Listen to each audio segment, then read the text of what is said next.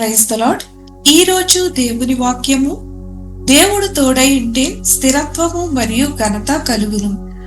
దావీదు కుమారుడైన సొలొమోను తన రాజ్యమందు స్థిరపరచబడగా అతని దేవుడైన యెహోవా అతనితో కూడా ఉండి అతనిని బహుగనుడైన రాజునుగా చేసెను.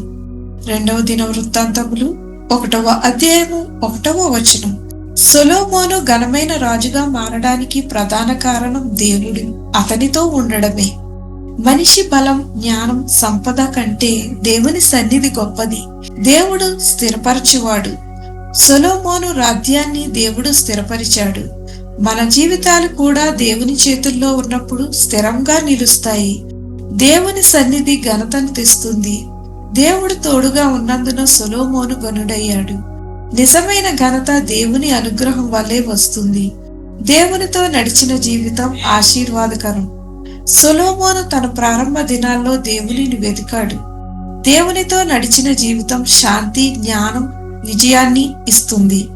మనము కూడా దేవుని సన్నిధిని కోరుకుంటూ జీవించాలి. దేవుడు మనతో ఉంటే మన జీవితాలు స్థిరపడి ఆశీర్వాదకరమవుతాయి. ప్రార్థన.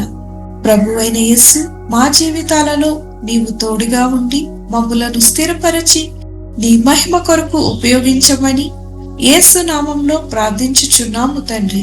ఆమేన్.